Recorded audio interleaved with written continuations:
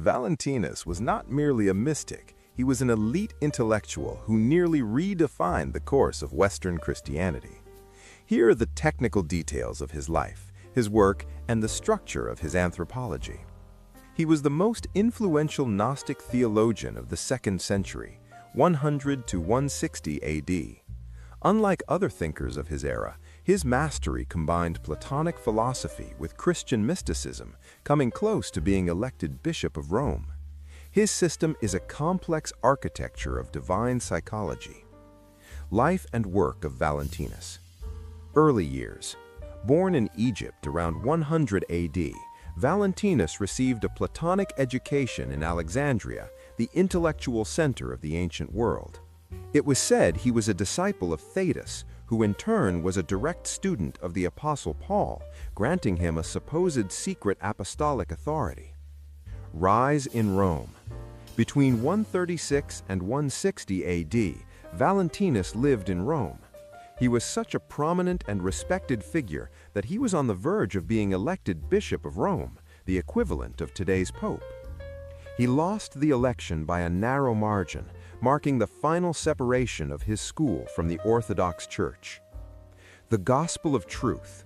His most famous work, found at Nag Hammadi, it is not a narrative of Jesus' life, but a philosophical homily on ignorance as the cause of suffering and Gnosis as the awakening from the dream of material existence. The pillars of his mastery. The Pleroma and the 30 Eons. Valentinus taught that the absolute God, Propator, is an abyss of infinite light. From him emanate 30 spiritual entities called eons, which form the Pleroma, the fullness. These eons exist in pairs or syzygies, male-female, representing universal balance. The crisis of Sophia. The central point of his doctrine is that the material cosmos arises from an emotional crisis within the Pleroma. Sophia, the final eon, attempts to know the Father directly without her partner. This desire generates a lack or error, hysterema, giving birth to matter and suffering. The blind demiurge. For Valentinus, the God of the Old Testament is not the supreme God, but the demiurge. He is a being born from Sophia's ignorance who creates the physical world, believing himself to be the only God. He is an ignorant artisan, not necessarily evil, who keeps souls trapped in matter. The triple human nature, tripartite anthropology. Valentinus taught that humanity is not uniform. Because the world was created by a confused demiurge, humans contain different mixtures of substances. 1. The hylix, from Greek hyle, matter. Composition, formed purely of matter and lower soul. State, they are asleep or drunk with the world, concerned only with the physical, pleasure, and instinct. Destiny, they have no internal divine spark to rescue. Upon death, they dissolve into matter. 2. The psychics, from Greek psyche, soul or mind. Composition, they possess a soul capable of free will, but not pure spirit. State, traditional religious people who live by law and blind faith, but lack direct gnosis. Destiny, their salvation is conditional. If they choose good, they reach a middle realm, but do not return to the Pleroma. 3. The pneumatics, from Greek pneuma, spirit. Composition, they carry the seed from above or divine spark that fell from Sophia. State, conscious Gnostics who recognize the world as an illusion. For them, Gnosis is not learned, but remembered. Destiny, upon death, they return directly to the Pleroma, healing the cosmic fracture. Key concepts and works. The cosmic error. Salvation is not the forgiveness of sins, but the awakening from oblivion to reintegrate the divine spark into the Pleroma. The Gospel of Truth. Analysis of error as a nightmare from which we must wake. Epistle to Reginus. Explains that resurrection is not physical, but a spiritual awakening in this life. The Gospel of Truth is one of the masterpieces of Valentinian Gnostic thought.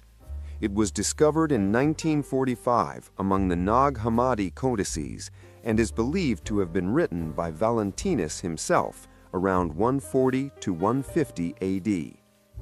Unlike other Gospels, it is not a narrative of Jesus' life, but rather a mystical homily or sermon on spiritual knowledge, Gnosis. It does not recount miracles or parables. It is a mystical and psychological dissertation on the state of humanity and its relationship with the Father. 1. Origin and attribution. It is believed to have been written in the mid-2nd century, approximately 140 to 180 AD. Many specialists, based on the testimony of early church fathers like Irenaeus of Lyon, suggest that the author was Valentinus himself, one of the most influential Gnostic teachers of antiquity. 2.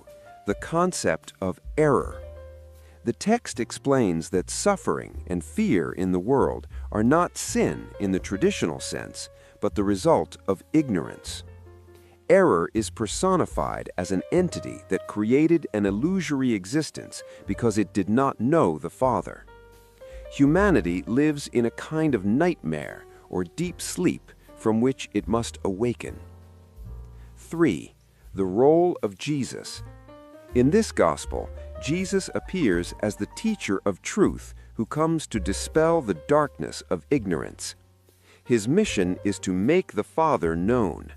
The text describes the crucifixion not just as a sacrifice, but as the act of nailing the decree of oblivion to the cross, destroying ignorance. 4. Style and themes. It is famous for its literary beauty and the use of metaphors. The Awakening. It compares material life to a nightmare full of baseless fears from which we wake up upon knowing the truth. The Alphabet. It compares human beings to letters that the Father uses to write his message. The Rest. The ultimate goal of the believer is to find rest in the Father, returning to the original unity. Fundamental concepts of the work.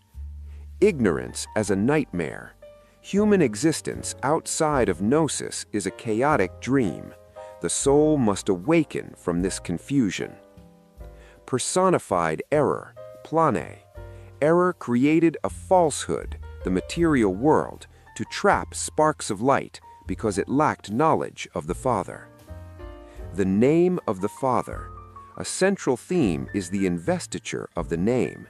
Knowing this name means recovering the divine identity lost in the fall. The Awakening. Salvation happens when a person realizes who they are, where they come from, and where they are going. Structure and style. The text is purely poetic and philosophical, using deep metaphors. The fog. Ignorance is a thick fog that prevents us from seeing reality. The Book of the Living. Jesus publishes the Book of Truth. By dying on the cross, he unnails knowledge so that everyone can read it. He reveals the hidden truth. Importance for Valentinus. For Valentinus, this gospel proved that humans do not need external intermediaries, but a process of introspection. Those who reach Gnosis are no longer in error. They have returned to the source and are at peace. What is Nag Hammadi? Nag Hammadi is not a person, but a city in Upper Egypt, famous for an archaeological discovery that changed our understanding of early Christianity. The discovery, 1945. A farmer named Muhammad Ali al-Saman found a sealed ceramic jar while looking for fertilizer. Inside were 13 papyrus codices bound in leather. The library. These manuscripts, dating from the 4th century AD, contain texts lost for more than 1,600 years. They are mostly Gnostic texts written in Coptic. Why are they hidden? It is believed monks from a nearby monastery hid them to protect them when the official church began to ban non-orthodox texts.